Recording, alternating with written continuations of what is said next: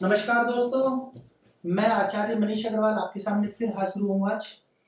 दोस्तों, आज मैं आपके सामने जो टॉपिक लाने वाला हूँ थोड़ा सा अलग हटके है। दोस्तों, हमने अब तक जो बात की है जिन वीडियोस पे अ, वो ज्योतिष थी इंसान के ऊपर, मनुष्य के ऊपर। या अभी मैं दोस्तों एक चीज और आपको दूसरा बताता हूँ। एक होती है फाइनेंशियल एस्ट्रोलॉजी, जो मार्केट में तेजी मंदी आती है, मार्केट में जो फ्लक्चुएशन आता है, ये जो बिजनेस में जो उथल पुथल होता है, ये सब जो चीजें होती है, इन पर भी दोस्तों ग्रहों का प्रभाव है। ग्रहों का प्लस टेक्निकल, इन दोनों का अगर समावेश कर दिया जाए तो फिर कहने ही क्या। दोस्तों, खाली ग्रहों को, स्टारों को लेके हम नहीं चले और खाली टेक्निकल लेके भी हम नहीं चले, दोनों का मिश्रण करके। तो स्टॉक मार्केट पे मैं थोड़ा सा आपको पॉइंट जो लेना चाह रहा हूँ, स्टॉक मार्केट पे मैंने पर्टिकुलर एक सब्जेक्ट चुना है दोस्तों। जो लोग स्टॉक मार्केट में काम करते हैं उनको मैं एक, जो सबसे आसान काम भी वही है और सबसे मुश्किल काम भी वही है, और जो अधिकांश लोग करते हैं स्टॉक मार्केट में, ये बगल वाली फ्लोर है ना, कोई भी चीज का स्टॉक लेके और उसको लोग एवरेज करते हैं। अब एवरेज करना दोस्तों बड़ा खतरनाक काम है। कोई भी शेयर अगर आपने ले लिया और उसको आप एवरेज कर रहे हैं तो दोस्तों बहुत डेंजरस काम है ये। सबसे खतरनाक काम भी यही है, लेकिन सबसे अच्छा काम भी यही है। अब आपका चुनाव होना चाहिए, आपके सितारे अच्छे होने चाहिए, आपकी जन्मपत्री में आपकी ग्रह दशा अच्छी होनी चाहिए, तो आपको वो काम करना चाहिए। लेकिन मैं आपको उसमें उसके साथ साथ एक टेक्निकल पॉइंट और बताता हूँ, जो आप जो काम करते हैं उनके बड़े आराम से समझ में आएगा। दोस्तों, मैं आपको एक छोटी सी स्टोरी सुना के उसका उदाहरण मैं देना चाहूंगा, आपको पूरा सारांश समझ में आ जाएगा। मैं आपको क्या समझाना चाह रहा हूं। दो व्यक्ति थे, एक का नाम था राम और एक का नाम था श्याम। ठीक है, एक था राम और एक श्याम। उन दोनों को एक ही जगह पे ले जाया गया और साथ में कुछ जजेस भी थे, जज करने वाले। तो उनको एक ही जगह पे ले जाया गया। अब उन दोनों को सेम धरती पे ले जाके, सेम भूमि पे ले जाके सेम प्रकार के दो दो बीज दिए गए। दोस्तों, बीज था एक तो आम का पेड़ लगाने का बीज, और दूसरा था अमरूद का बीज, कि अमरूद का पेड़ लगाना है। तो दोनों को दे दिया गया सेम टाइम पे, और बोले आप दोनों सेम टाइम पे ये बीज लगाओगे, और एक पर्टिकुलर डे है, उस दिन आपको दोनों को डिसीजन लेना है। फिर तो देखे आप दोनों क्या क्या डिसीजन लेते हो। तो उनको जो बीज दिया गया दोनों ने ले लिए, दोनों ने साथ ही काम शुरू किया। दोनों ने गड्ढा खोदना चालू किया और आम का बीज भी दबा दिया और अमरूद का बीज भी दबा दिया, और दोनों लग गए कि खाद पानी देने में। और दोनों बड़ी उसकी साफ संभाल करते और डेली उसमें खाद पानी देते, बहुत अच्छे तरीके से, बहुत ध्यान रखते। दोस्तों, लगभग 8 दिन निकले तो दोनों के साथ एक चीज हुई कि आम का जो बीज था वो फूटा, लेकिन अमरूद का जो बीज था वो नहीं फूटा, वो वैसे का वैसे ही था।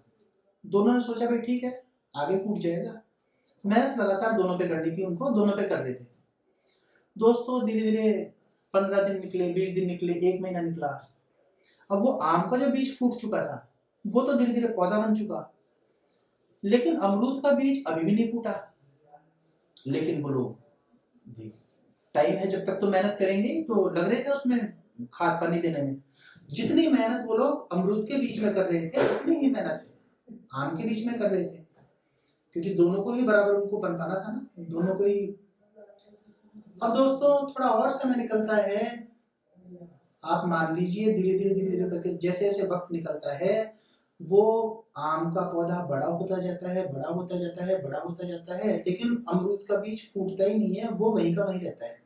मेहनत राम और श्याम दोनों बीज पे कर रहे हैं डेली। अब आम का पौधा बड़ा होते होते होते होते एक टाइम पे पेड़ बन जाता है, लेकिन अमरूद का बीज नहीं फूटता। आम के पेड़ पे फल आने शुरू हो जाते हैं, आम आने शुरू हो जाते हैं और धीरे धीरे तो एकदम घने आम से भरा हुआ हो जाता है वो पेड़, तो एकदम रेडी। अमरूद का बीज तब भी नहीं फूटता। अब दोस्तों धीरे धीरे एक डेट ऐसी आती है, वो जो जजेस थे उन्होंने जो एक डेट दी थी उनको कि उस दिन आपको एक फैसला लेना है, कोई भी फैसला, कि आप लोग अब क्या करेंगे। अब दोस्तों वो डेट आ गई थी, वो जजेस आए वहां पे और बोले दोनों को, राम और श्याम को, भाई आज आप लोगों को फैसला लेना है, आज आपका लास्ट डे है, तो आज आपको ये फैसला लेना है कि अब आपको इन दोनों पेड़ का क्या करना है, ये फैसला लेना है। तो दोस्तों जिसने दोनों के आम के पेड़ खूब फर्स्ट क्लास तरीके से फल फूल रहे थे और अमरूद का पेड़ बीज ही नहीं फूटा उसका, तो वो तो कहां से फलेगा।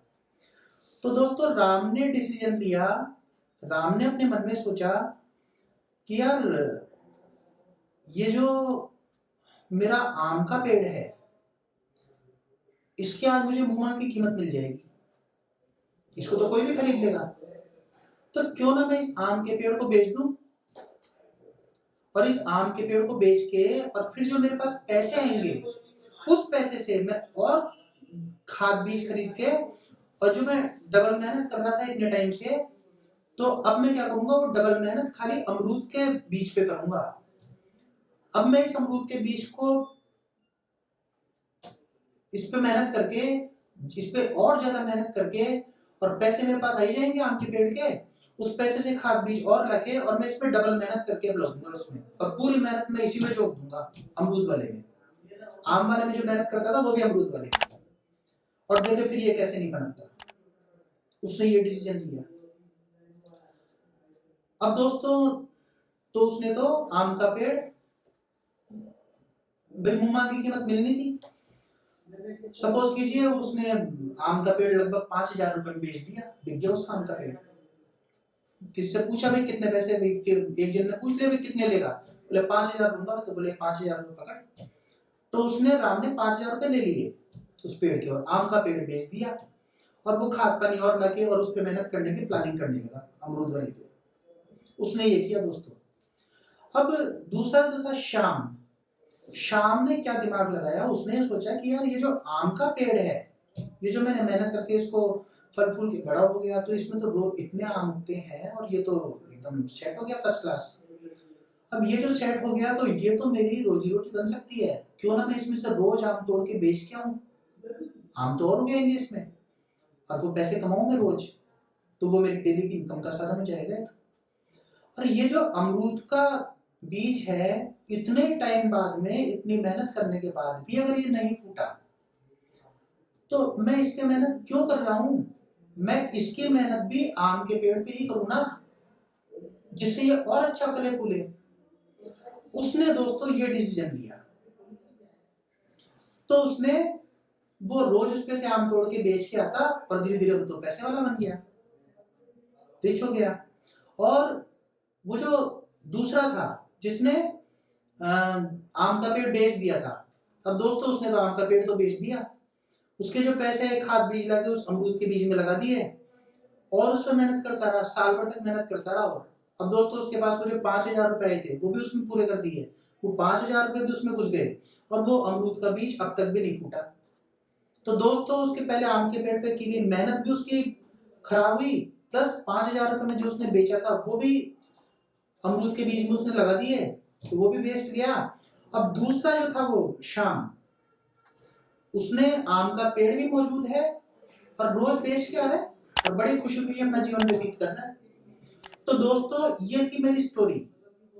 इसके माध्यम से मैं आपको क्या समझाना चाह रहा हूं दोस्तों, देखिए एवरेज करना, एवरेज करने का सही तरीका। दोस्तों हमको अमरूद के बीज पे मेहनत नहीं करनी, हमको आम के पेड़ पे मेहनत करनी है। जैसे इसको ऐसे समझ लीजिए आप कि अगर स्टॉक मार्केट में शेयर मार्केट की हम बात करें, तो जो ऐसी कंपनियां हैं जो फेल नहीं हो सकती, जो एकदम टॉप कंपनियां हैं, जो अच्छी कंपनियां हैं उनके शेयर लेके अगर आप एवरेज भी करते हैं और मार्केट एकदम से क्रैश होता है, तो दोस्तों जब मार्केट क्रैश होता है तो सभी कंपनियों के शेयर टूटते हैं, अच्छी कंपनी के टूटेंगे तो मार्केट के साथ। लेकिन दोस्तों फर्क ये है कि अच्छी कंपनी के शेयर, आपने मान लो 1500 रुपए का कोई अच्छी कंपनी का शेयर लिया जो बहुत अच्छी कंपनी है, टॉप कंपनी है, मार्केट टूटा और वो शेयर टूट के 1450 का आ गया, 1400 का आ गया, 1300 का आ गया, तो उसका आप एवरेज करेंगे, मान लीजिए अगर वो 1200 का भी आ गया, 1100 का भी आ गया, 1000 रुपए भी अगर वो आ गया, तो भी दोस्तों अगर आपने उसका एवरेज कर रखा है तो मार्केट टूटने के बाद में वापस ऊपर तो जाना ही होता है, ऊपर तो जाएगा ही मार्केट। तो दोस्तों जब वो मार्केट वापस ऊपर जाता है ना, तो वो जो टॉप कंपनी है ना, उसने जिस स्पीड से मार्केट टूटते समय जो उसके शेयर की रेट टूटी थी, उससे ज्यादा तेज स्पीड से भागता है दोस्तों, जो अपने आप में ब्रांड है, कंपनी है, टॉप की कंपनीज हैं। या हम बात करें, जैसे उदाहरण अगर मैं दूं, या ऐसे छोटी कंपनियां आप लोग सस्ती समझ के कि अरे यार ये शेयर तो मुझे 10 रुपए में मिल रहा है और कहाँ जाएगा 10 रुपए से नीचे, तो 10 रुपए में तो ले लो। दोस्तों वो जो 10 रुपए में आपको जिस कंपनी का शेयर मिल रहा है, अगर उस कंपनी की कोई वैल्यू नहीं है, वो कंपनी कोई मतलब नहीं है उस कंपनी का, तो जब शेयर मार्केट बढ़ेगा तो वो 10 रुपए वाला शेयर 10 रुपए का ही रहेगा, बहुत धीरे बढ़ेगा। लेकिन वो जो बढ़िया टॉप कंपनी का शेयर था, सेंसेक्स बढ़ेगा, निफ्टी बढ़ेंगे, तो वो तो बढ़ेंगे ही अपने आप।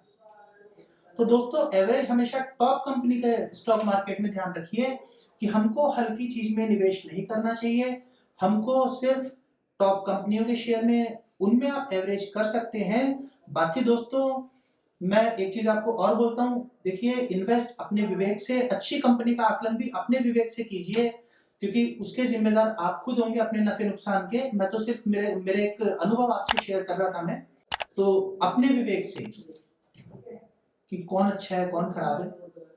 और एक सलाह और दूंगा दोस्तों कि एवरेज करते समय आपको किन चीजों का ध्यान रखना चाहिए। एवरेज करते समय कम से कम 10 से 15% का डिफरेंस जरूर हो।